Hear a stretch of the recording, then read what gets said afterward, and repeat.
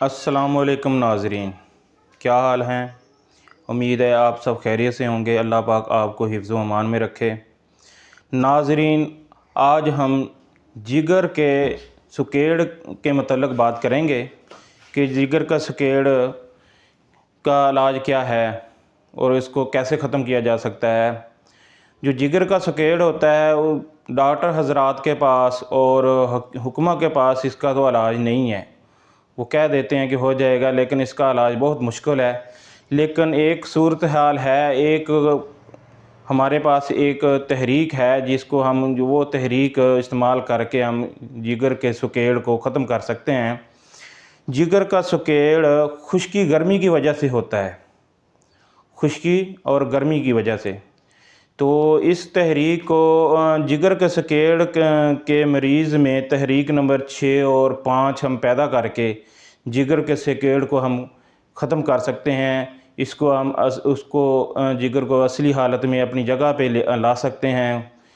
तो इसका जो इलाज है वो ऊँटनी का दूध वो मुसलसल 2-3 माह इस्तेमाल करवाएं मरीज़ को। जो जिगर के सुकेड़ का मरीज़ है उसको 3 माह ऊँटनी का दूध पिलाएं और उसको कद्दू टिंडे वगैरह ये इस्तेमाल कराएं, बकरे का गोश्त इस्तेमाल करवाएं। इसमें तहरीक नंबर 6 और 5 इस्तेमाल करके ना हम तो इसका जो जिगर का सुकेड़ है इसको ख़त्म कर सकते हैं। और इसकी जो दवाई है वो हमारी जो हिकमत में है वो 5 मुलय्यन और 6 त्रियाक, उसका नुस्खा भी मैं आपको बता दूंगा। और इस 5 मुलय्यन जो हमारा होता है, सौंड, नशादर, काली मिर्च और सना मक्की। सौंड 30 ग्राम, नशादर 50 ग्राम, सना मक्की 80 ग्राम और काली मिर्च 10 ग्राम, ये हमारा 5 मुलय्यन है। और जो 6 त्रियाक होता है, 6 त्रियाक हल्दी 150 ग्राम और आग का दूध 10 ग्राम, इसको ले लें। आग का दूध 10 ग्राम लेके इसमें 150 ग्राम हल्दी मिला के इसको ना अच्छी तरह भून लें। भूनने के बाद इसकी अच्छी तरह पिसाई कर लें। पिसाई करके इसका वो 500 मिली वाला कैप्सूल सुबह शाम दें। ये हमारा 6 त्रियाक है, बेहतरीन इलाज है इसका।